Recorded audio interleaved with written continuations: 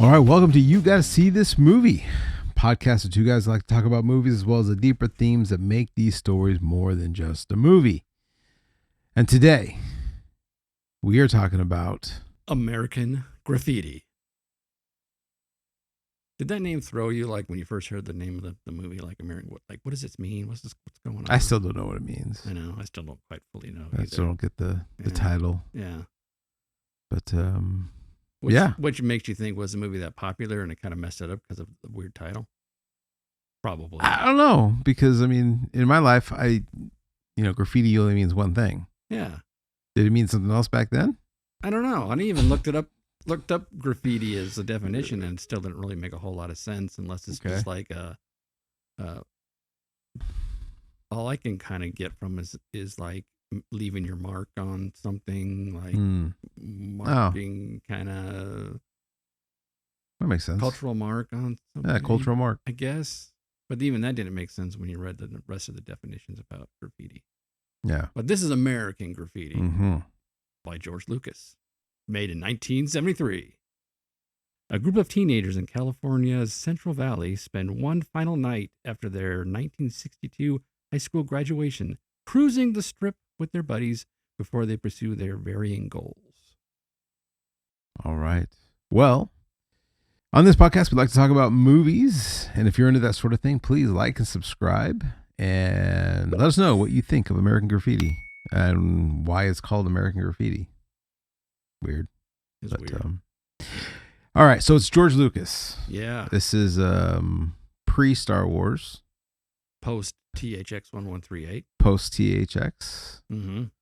No light swords, no Darth Vader, no fantasy, intergalactic space civil war. No, none of that. Just cars and culture. Cars and culture. One night.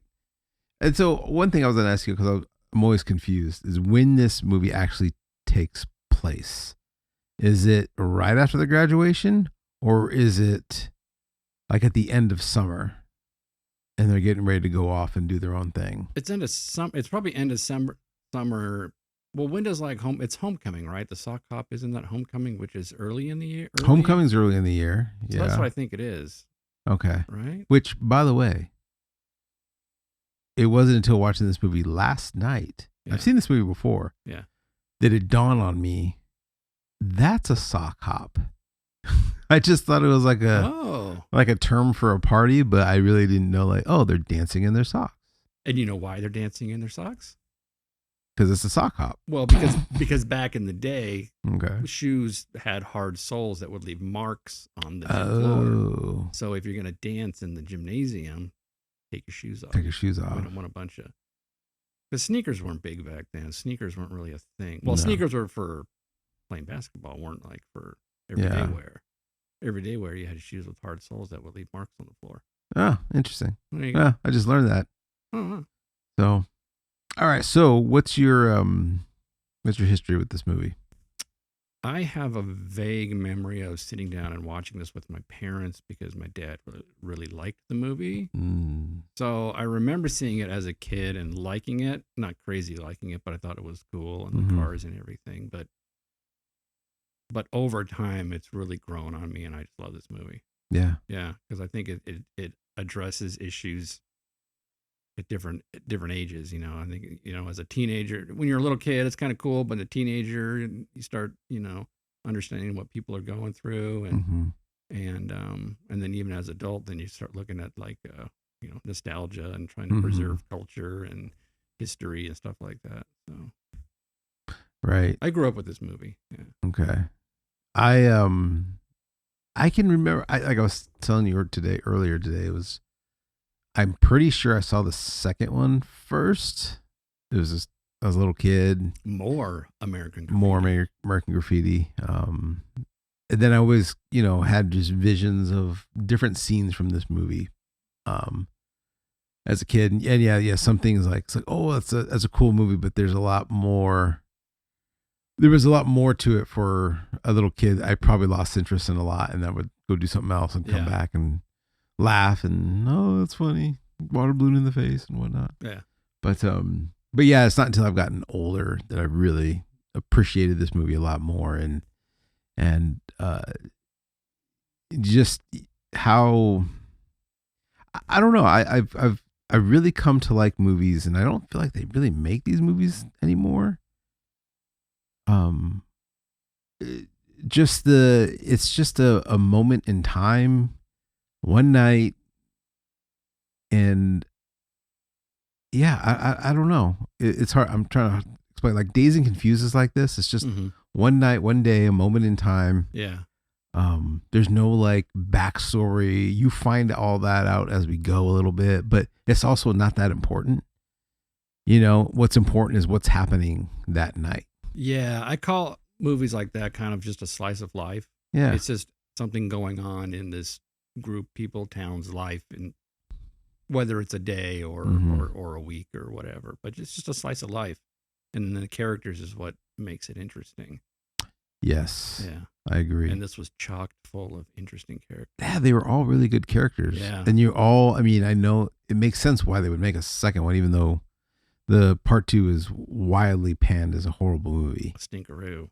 But it makes sense because I think you watch these movies and you genuinely care about these characters. Yeah, you kind of know. And you want to know what happens to them, and then at the end it's sad, but yeah. You find out what happens to them. But I think you enjoy the movie and you kind of want more. Right. But then I didn't get very far in the second movie because it was just so awful. Oh, okay. It's like, Steve and Loring are married and they're fighting. Well, I don't want to watch that, and Right. It's just like, I'm surprised. Yeah, Toad's off fighting in Vietnam and all the problems there. And it's like, that's not fun, and it's just, I don't know. And everything I should probably give it another. Yeah, I was thinking about that maybe, too. But I mean, because it's a good idea for a sequel. It's a good idea, but if you look on Rotten Tomatoes, even then, it was like a stinker across the board, like really bad. Yeah. Yeah. But yeah, but you genuinely care for those characters, and which is, it's sad because like it's also real life that you have, because I know like I had a person I went to high school with that he died a couple years right after high school, and you think, like just like these characters, they have all these plans and all these ideas for their future and what they're going to do with their lives, and it's like it doesn't always turn out that way. That you really need to appreciate, and that's why I liked about this movie, is because it is just one night, and appreciate what you have. Yeah, and I think maybe what George Lucas, he wanted to preserve or document the cruising scene. Yes. Of his generation, or even of that time period, because if this movie was done in 73, that whole cruising kids late night, it was done. Oh, and it was such a short period of time, because this movie was 62 was when it takes place, right? Mm-hmm. And you figure by 73 when this movie was made, but it was like, probably 72. It's not that long. I mean, 10 years later, and is he feeling nostalgic about it? Or is he feeling like, wow, this thing I did just 10 years ago with my friends in this small town is completely gone. I need to document it. I wondered it was, or he just wanted to tell a story about what it was when he was younger. So maybe it wasn't maybe it wasn't necessarily nostalgia, but he just wanted to, do a story. Tell a story. Because nostalgia usually follows like 20, 30 years later. Right. And this was way too soon. It was way too soon for it to be nostalgic. So yeah, maybe it was just. Yeah, but it was a hit. People loved this movie when it came out. No, was it? I didn't look up to see what the public response was. I'm pretty sure it was a hit at the time. Yeah. I think I read that it was a hit. One thing I read too about the characters that George Lucas wrote, it was the three guys, not Ron Howard, but Kurt, Minter, and Toad. Mm-hmm. Those are all like different versions of George Lucas. So you had the nerd. So he said he wanted a character that represented him as a younger man. Okay. Nerd. Toad. He was really into the hot rod racing. So Milner. Yeah. And then he got like Kurt when he was like in USC when he was doing film school. Huh. That's interesting. Yeah, so he wanted to capture like those different times of his life.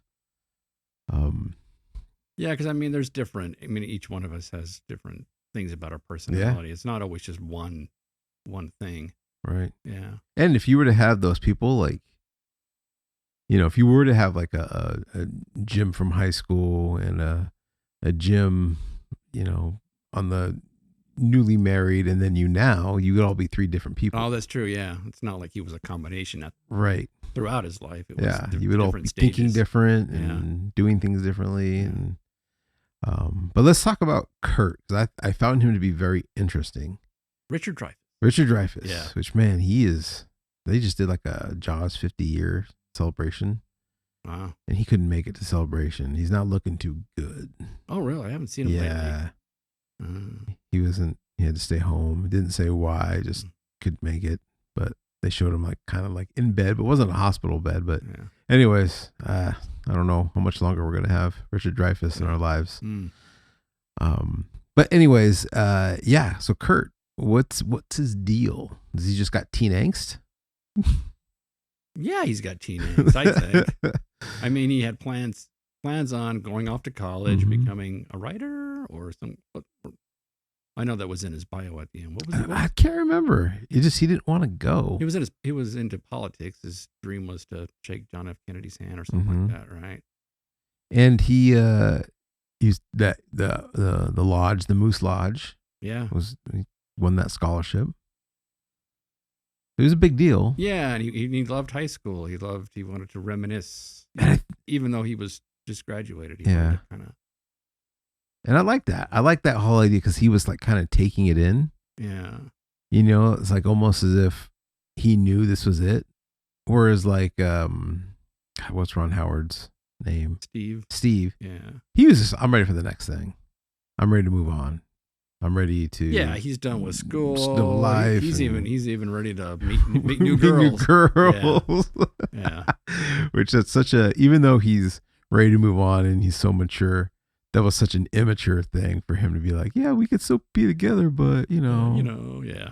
Let's meet new people. High school kids. Yep. Yeah. I think Kurt just had angst. I think he just was nervous and like he maybe was thinking about it too much.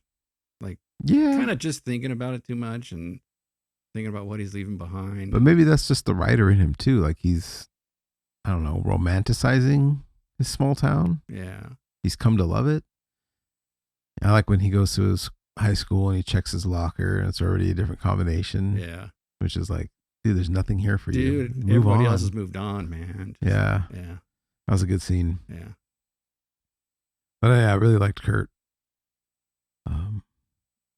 And his pursuit of the girl. Was his angst started before he saw the blonde in the it was in the opening scene. Yeah.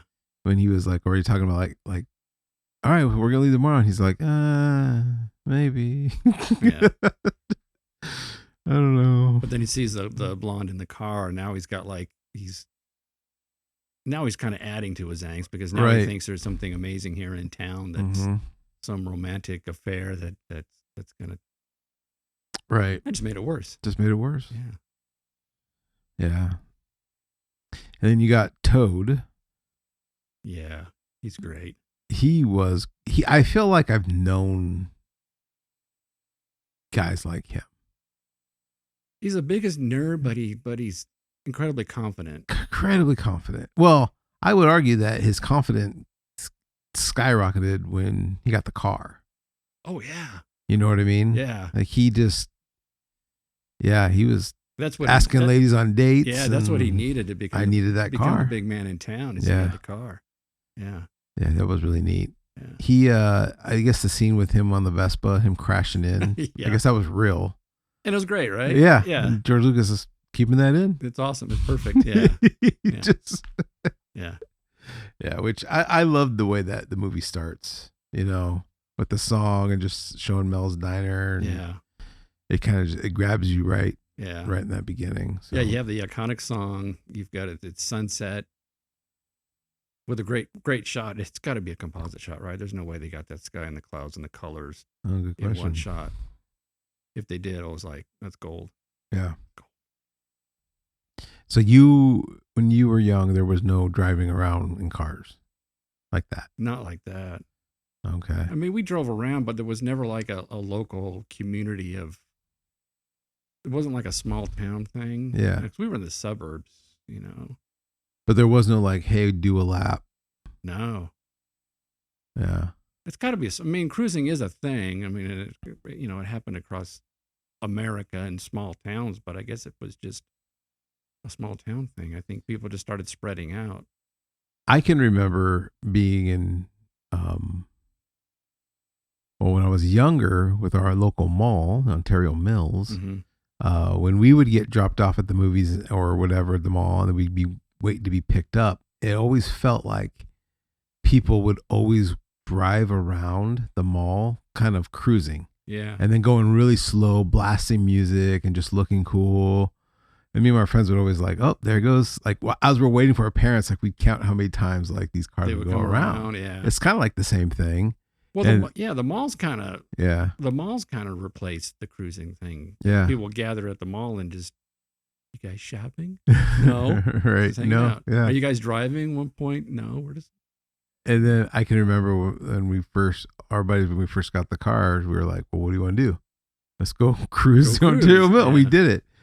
We didn't do it very long because we thought it was kind of a waste of gas, but, and we didn't have cool cars. I had a Chevy Cavalier. So, kind of took it out, but. That might have something to do with the cruising. It did. But you think at the time in 62, everything, the cars that these kids were driving were only, 10 years old, and, late they 50s. They weren't classics. Classic, except for right? Milner's. I mean, Milner's would be considered classic because it's a 30s car in 62, but then it's Yeah, they would take care of their cars because they'd be like, we just need to take care of our cars. It wasn't like, ooh, this is a classic. Because they're not that old. See, that's what I would like to. That's what I would like to ask somebody at that time when they were cruising at that time.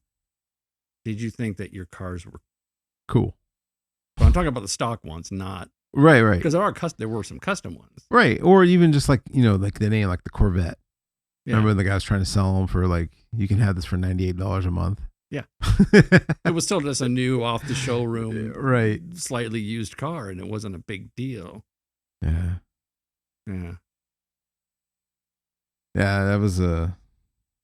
That's interesting. Yeah, car culture and just what makes cars interesting. It's because I remember car shows in the late 80s, early 90s. People would have car shows and they would specify all cars, nothing older than 1974 and older, or 1972 and older. And they had to, they went out of their way to say, do not bring something 1975. We don't want to see a 70s car. There's nothing cool in the 70s. Yeah. There just isn't. Yeah. I'm sure that there are exceptions, but overall it's like, no, we don't want to see your Honda. We don't want to see your mom's K car or her Ford Granada. That's funny. No. Yeah. So Milner, the tough guy, I guess, the local of the group. Yeah.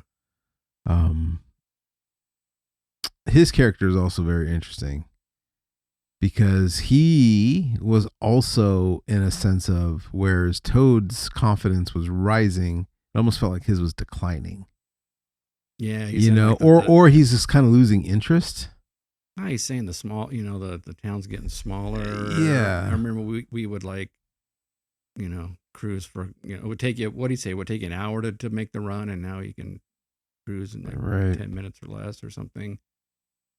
Yeah, but even when they're like, that guy's looking for you, he's like, he'll find me. Yeah. When before, I bet you like years before, he'd be like, who, show me. I'll settle this right now.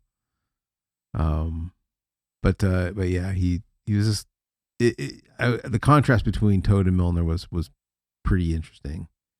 And then him even just having the night with, what's her name? Mackenzie Phillips. Carol. Yeah. Him thinking he's gonna cruise with some older lady. Yeah. someone his age, some hot girl from another car, and he gets Right. this kid. Yeah. And she was a great character. Oh, I think that their dynamic there. I think those characters are that's probably my favorite in the whole Right. movie. Those two Mhm. and the back and forth that they had, and they were How they didn't really get along at first, and yeah. she even was gonna call the cops on Yeah, yeah. Yeah, that was when great. he knew from the beginning this was a bad idea. Bad anyways. idea. I was like, She couldn't get her out of her car. Yeah. But they had a great time. They did. And then he ends up opening up to her and sharing with her, and they go to the junkyard, and he started reminiscing, and Yeah. and I guess too, when they finally had that moment together where the other car threw the water balloon and hit her in the face. I guess that wasn't supposed to happen either. Yeah. I guess it was supposed to hit something else or whatever, but hit her square in the face. Yeah. It's like you couldn't have asked for a better aim. And her reaction's perfect. And, right. Yeah. But I love how then they they get out and they get revenge on that car. Yeah. That was great. Well, what I like about Milner too is he's a town tough guy, but he's also he's a gentleman all the way. Mhm. He's very kind. He's very appropriate with her, and he's watching over her. Kind of like a big brother. And treated her very well and just took care of her. Kind of enjoyed her as a little sister. Right. Especially when they trashed the other car with the shaving cream and flattening the tires, and Yeah. That's yeah. They flattened the tire. Oh, they did. Yeah, you're right. They did. They trashed that car. They did. Because all I remember is when they're done and they drove away, that car just sits. Just sits there, yeah. 4 flat tires and covered in shaving cream, yeah. Yeah. But no, I really like Milner. Like all the character. To be honest, like the one character I really didn't care for was Ron Howard's character. Yeah, neither did I. And it's funny. You would think that he was sort of the main. Well, I guess he was the main character, right? Because it was kind of focused on him-ish because he was getting ready to leave for college. Yeah. But he seemed kind of like a jerk, He was really disrespectful to the teachers after he. Well, I kind of like that scene. It's a good scene, but at the same time, it's like, come on, dude. Because working at a school and seeing how teachers think they have so much power over kids. Yeah. It was fun to watch that. Like, it's fun. It's like, dude, you have no more. Your power ended the minute I graduated here. Yeah. That part I did like. So what about him that you didn't like? I mean, what was his? I don't know. I just maybe I didn't find him as interesting. As Kurt and Milner.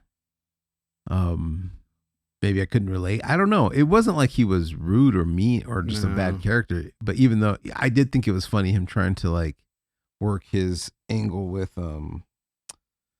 his girlfriend.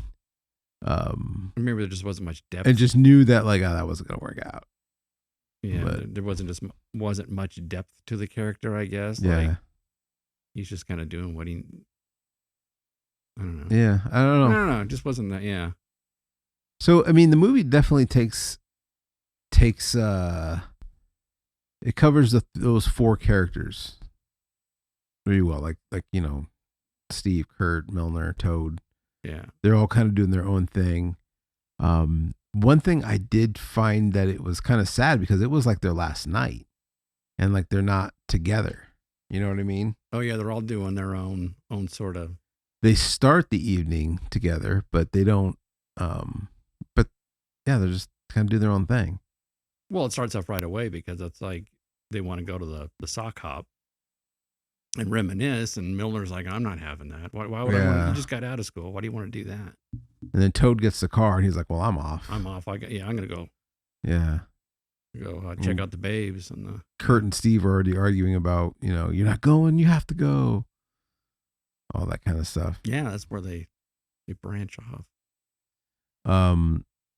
Which leads me to another very sad moment is that, when they could have had this last night together as friends, they blew it because they probably didn't think it was going to be their last time. And who knows? They probably had more time or time together, but like, I guess for me, I really liked this movie because it reminded me of. I can very vividly remember the summer of 1998 as it was coming to a close. I had a car. Me and my friends were just driving, goofing around. And I think school was going to start within a week or a week later. And I knew, like, I almost like Kurt, where I took it all in. I'm like, I knew, like, this is it. I mean, yeah, we'd get together. We still did things throughout the year. But when we finally graduated high school, like, then everyone was like, we all went our different ways. And it was sad to be like, these kids, or they didn't realize, like, they probably were not all together carefree and enjoying the moment all together again. You know what I mean? Yeah. So what, school was kind of the glue that held them together, because that was or just, yeah, because in life, yeah, I mean, school is what holds a lot of people together, right? Until you go off and you experience life differently. But I felt that it was very sad, and I think that was, very great of George Lucas to write it in such a way that, yeah, this is their last night, these group of pals, but they're not going to spend their last night together. Yeah, I mean, yeah, the movie was definitely a turning point, because you even think with Milner, when he, the race at the end, he's like, I was losing. Yeah, this guy had me. He had me.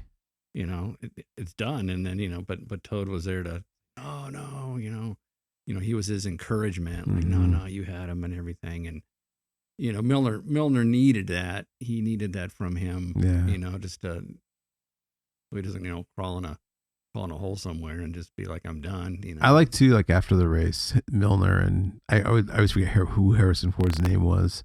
They're just like sitting next to each other, like now they're buds. Yeah. Just like, yep, we raced. It's over. I won, and you're jacked up, and I hope you're okay. Yeah. He saved him. He tried getting him out of the car, so there's no ill will there.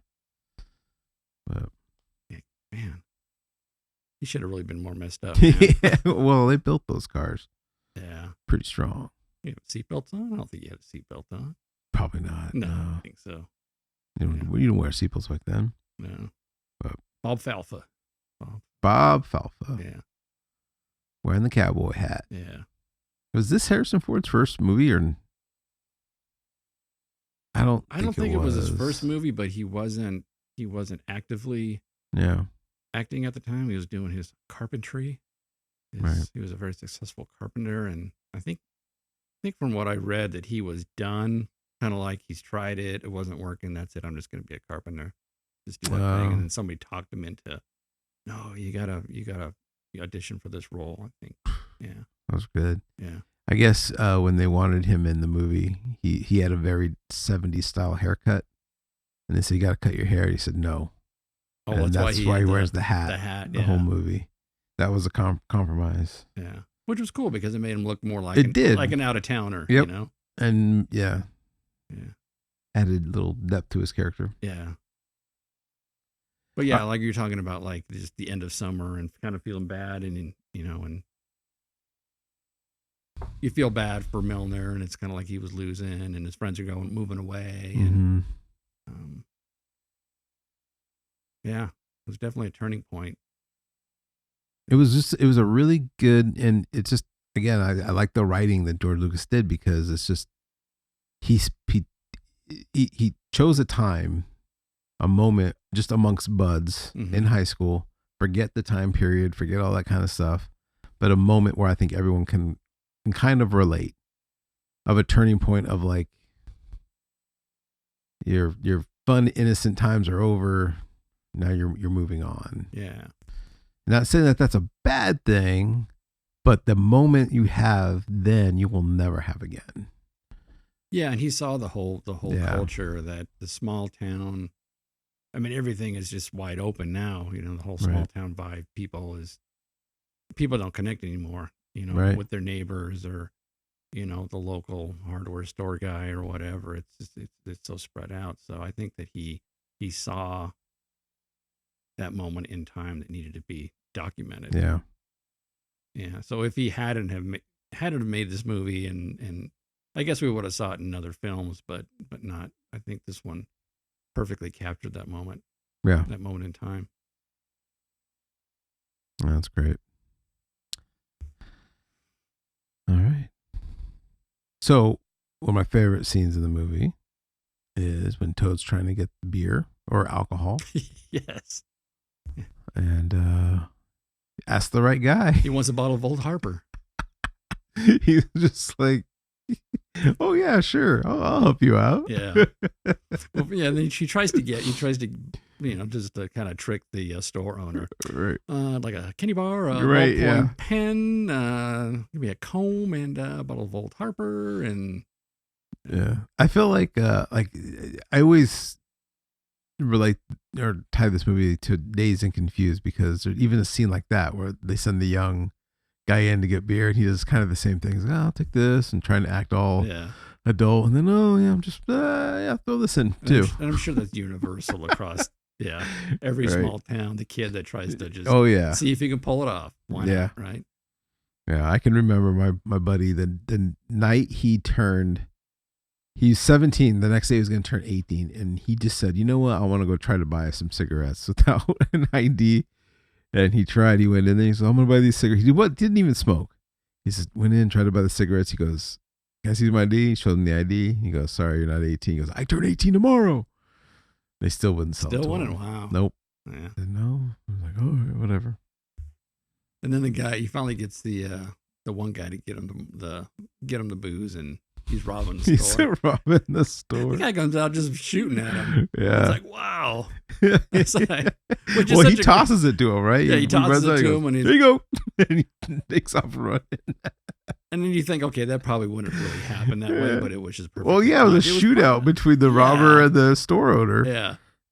He's just standing there with his alcohol, looking Yeah. like a moron. But the thief had enough sense and to go ahead and get the kid some booze. It means, why Yeah. not? Hey, Yeah. yeah, I'll give you that. Sure. sure. I'll grab that while I'm robbing the store. Yeah. That's great. Yeah, I like that scene. Oh, we should talk about Kurt and the Pharaohs. Oh, yes. Go ahead. There's always been, like, I know in my life, and I'm sure your life, there's always been that group of tough guys, and it's just like everything they did. It's like, is cliche the right word? It's like they catch you doing something, and and for some reason they seem to take the higher ground, like they have to like bring some sort of justice as they torture you, Yeah. and then they drag him around town, and just the poor guy, man. It's just like,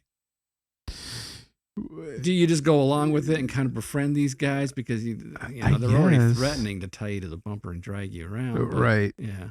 Because he was sitting on that guy's car, right? Yeah. So, the bullies, they just have this attitude like they're better than you, and I'm going to bring justice to the situation and torture you at the same time.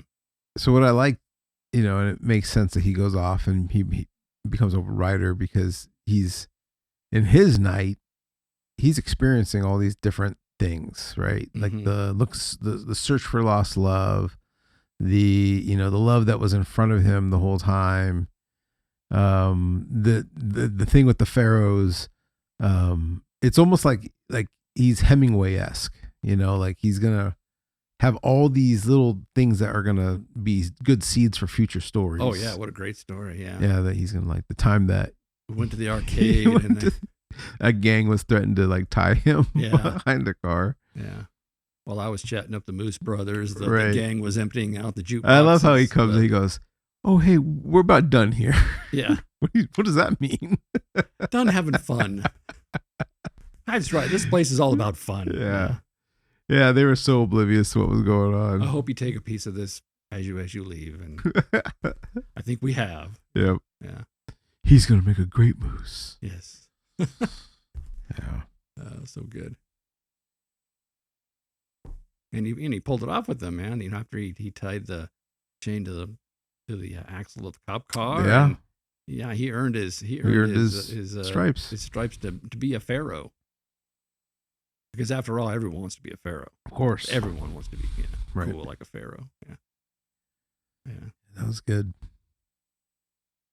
Oh, what about Wolfman Jack? That was a great scene too. I mean, he's in the background as the soundtrack to the movie. Yeah. Yeah. And that's another thing. Just even the soundtrack of this movie is really good. Oh yeah, we didn't even talk about that at all. It's just all songs from the era. Yeah. Yeah, the Which whole is thing. It's so weird to think that, because I can remember being a little kid and those were like songs my parents listened to, or my mom more Mhm. specifically. Stuff on like K Earth, but like those songs are nowhere on the radio anymore. No, They're completely gone. They're completely gone, huh? Yeah, so now it's like songs from the 70s and 80s and even the 90s. 90s, yeah. That are on K Earth, which is Yeah. crazy. Yeah, Crazy thing. K Earth, which is our local oldies station, was Yep. oldies up through probably into the early 80s. They were still playing the 50s doo-wop. Probably. I don't even think in the 90s they were. In Early the 90s, 90s they were still doing it. So I'm kind of interesting when the changeover happened, because I don't think you can hear that kind of. No, you can't. Well, stream it, but yeah, but it's just something about being like just driving on a car and then like the randomness of those songs come on. Yeah, and they all it was great. Perfect score to the movie. Yeah, so I don't really know. I mean, I've always heard the name Wolfman Jack, but I don't really know much about the dude. Yeah, I knew of him. And I don't know how long his radio career was, but it was just cool because he was sort of the sound on the airwaves, and everybody knew him and thought he was cool. And the little Pharaoh, little tiny Pharaoh, wanted to be him when he grew up. When I grow up, I want to be a Wolfman. Yeah. And then they met him in the radio station, and he pretended not to be the Wolfman, so he was kind of laying low. And yeah, that was super cool. Have a popsicle. Have a popsicle. All right. Well, with that, let's get into Trivia Battle. Trivia Battle. All right. I feel like we need a 1950s song to go with Trivia Battle. Definitely need a song. I was just thinking of something for this episode. Something. I don't know. Yeah. I don't know. All right. Well, I'm still the champion. As of today. I'm feeling pretty confident. As of now, I should say. I feel confident, but at the same time, watching the movie. You never know. Watching the movie, I'm like, man. You never know. I could pull it off, but okay. I think you might have this. So with that, I will defer and I will go second. Okay. I will say today, this batch of questions vary from pretty dang easy to wildly hard. There's really not too much in between. All right. So you ready for the first question? Yes. All right. First question. How much money did the Moose Lodge give for their scholarship? Oh, that's an easy one. I know that one. It was $2,000. Yeah. Right? It was $2,000. That is correct. The Moose Lodge. It's probably it was the most they've ever given to one person. Yeah. They were proud of Kurt. They're proud of Kurt. Real proud of him. He's going to make a great moose someday. Mm-hmm. All right. Next question. What's the name of the guy Milner claims to know at JC? Oh, man. I don't know. It's when the girl said, "Hey, do you know this so-and-so?" He goes, "Yeah, I think I have a class with him." Yeah, he's boss. He's boss. Yeah. I have no idea. Johnny Appleseed. You want to make a guess? It was For Johnny the Appleseed. steal? It was Johnny. I should have went first. Let me think. I'm just going to think for a moment. And nothing's coming to mind. It was Guy Phillips. Guy Phillips. Yeah, I never would have Which I thought was funny because his name was Guy. This guy. You know this guy? You know I know. guy? I went to high school with a guy. This guy? Yeah, Guy Phillips. Yeah. All right. Next question. What's the number on Lori's sweater? Is that for me? It's for me. Oh, yeah, that's easy. Well, no. It's for you. Oh, it is for Because me. you try to steal. Oh, you're right. You're right. It's for you. Oh, it does. 62. All right. It was the year 62. Yeah. 62. Probably in the poster, right? Yep, right there. Yeah. Well, You could have just looked to the side and gone, oh, it's right there. Well, it was your question, so I couldn't answer it anyway. Okay. I get the hard ones, huh? This is the... All right. Next question. How far from the ground is the front end of Milner's car? Man. 5 inches. That is incorrect. For the steel? He says 12 inches regulation height. Or is it 2 inches? See, it's confusing. You know what? You want to know why it's confusing? It's because they don't measure from the ground anymore. They're measured to the center of the headlights. Oh, is that why? Yeah. Is that why you're having a hard time? Yeah. I thought he said 12 inches regulation, unless he said 2 inches regulation. Because the other trick, too, was you should be able to put a pack of cigarettes there, and if your car knocks it over going over it, you're too low. That was another gauge that they would use back in the day. Mm. And that's more like 3 inches. You're close, but I think I'm going to get you on the 1/2 inch that you're missing. 2.5 inches? 12.5 inches. 12.5. Yeah. So it was 12. It was 12 and 12 a and a half. half. Yeah, and that's the confusing part because obviously it doesn't have 12 inches between the axle and the ground. It's Of course. probably more like 3 or 4. Yes. Yeah. That's what I'm thinking. Other than that, it's got to be like 22 to the center of the headlights. It's true. And you want to know why I know that? Because you know the scene where he has when he gets the ticket and he opens the glove box yeah, and there's a stack of tickets? Yeah, I had a glove box like that. You had a ticket glove box? Yeah. Because I'd always get nailed for the headlights being too low. Oh, wow. And it's like, now they want to open the glove box and put it in That's with so the rest of them. lame that like that's a thing. Yeah, that was the thing. Well, you made those goofy snail looking things. So I had my car lowered to a point where I could usually crank it up and bring it up to height and get it checked off, but I couldn't get it full height without like switching the tires around. So I made a set of light buckets that would just bolt onto the front that put the headlights up higher.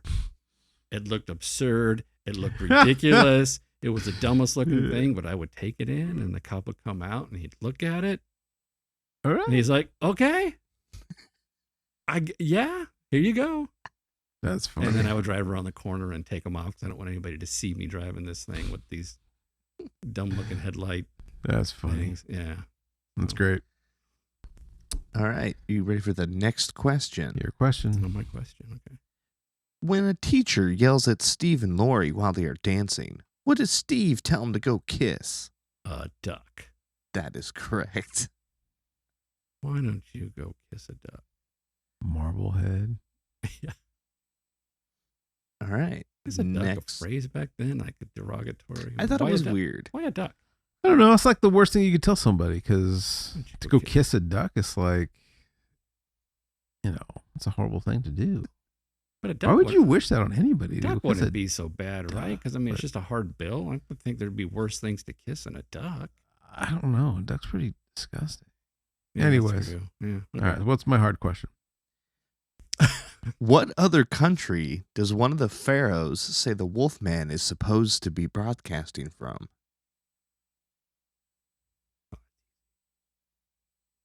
Pennsylvania. You say Pennsylvania? I don't know. I said Transylvania. No. It's a country. I have no idea. He's broadcasting from... There's a couple different myths as to where... Is it Mexico? It is Mexico. It was Mexico. I almost stole it. I did say Transylvania. There's a lot of different myths as to where he's broadcasting from, but one of them was that he's broadcasting from Mexico. It's illegal. I think he actually was. I thought. I don't know. Oh. All right. Next question. Whose question is it? It's yours. Okay. What is Carol's address? When he finally gets her to give it up.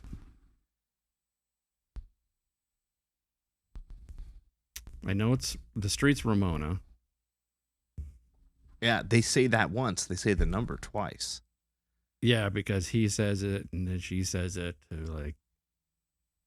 which is great. He totally spooks her into giving up the address. Yeah. Yeah, that was great. Good scene.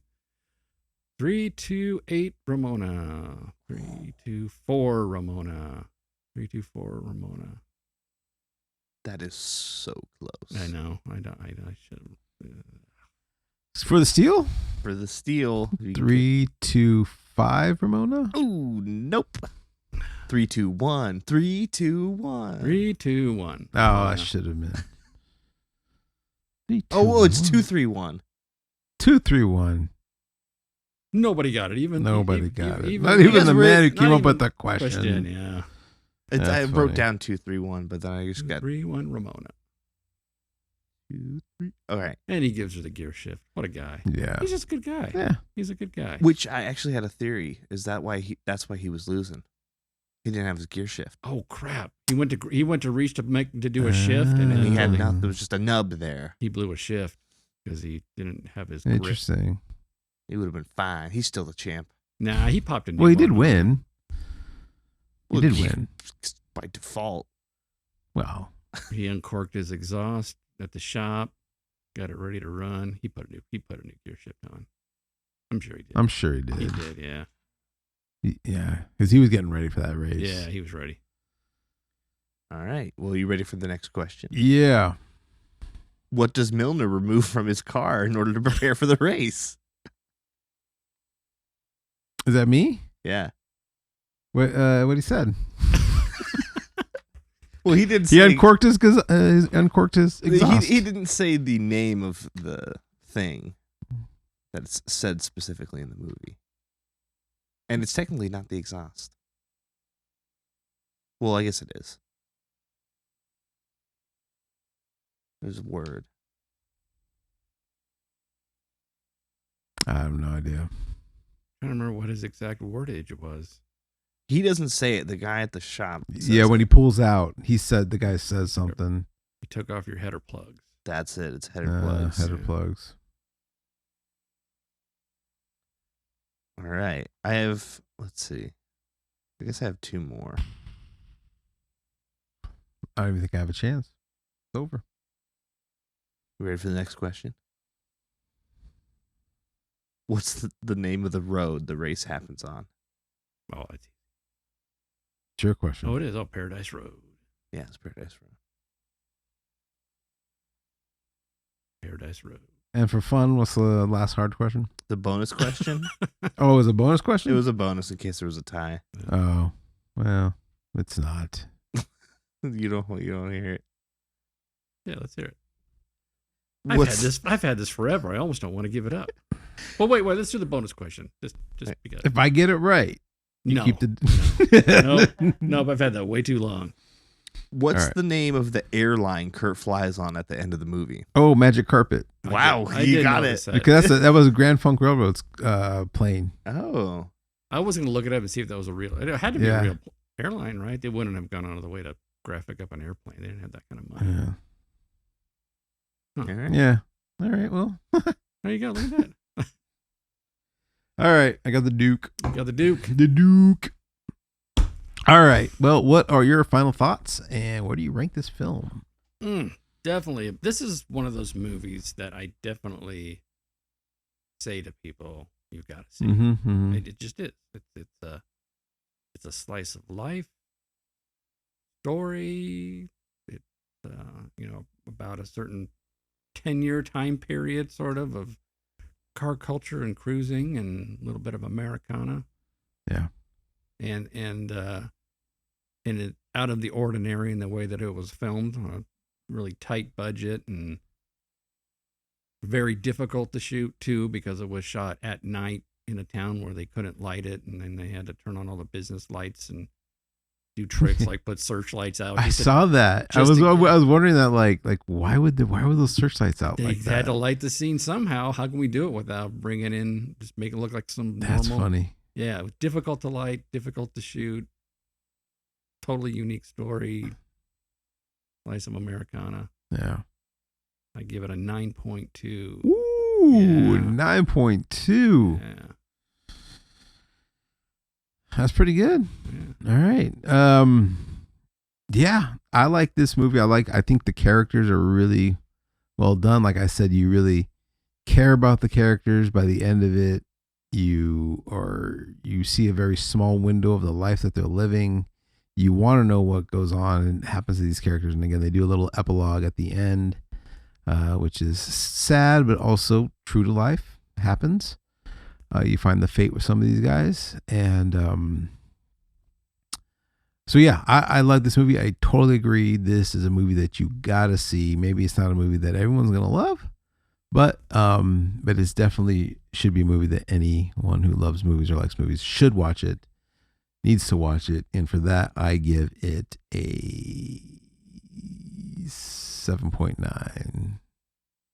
Okay. Yeah. These are our personal rankings and what we personally and again, like. it's just I think it's just more of you're closer to that nostalgia than I am. I'm a little more. I like cars a little more than you do, so exactly I can name a lot of them and know the history. And I just completely just failed this whole thing. Yeah, so. You did. Yeah. All right. Well, American Graffiti. Have you seen it? What do you think? What's your thoughts on the sequel? Let us know. Should we watch it or should we just move on? No, don't. I think let's just move on. I almost think the sequel might ruin it might taint the movie for you. Well, it does change the fate of one of those characters. I don't know if you remember that. It does. So just skip it. All right, just skip it. Skip it. Watch this again. Or watch Predator with Arnold Schwarzenegger, but don't watch the second one. Don't watch the second one. All right. Well, thanks for checking in and see you in the next one.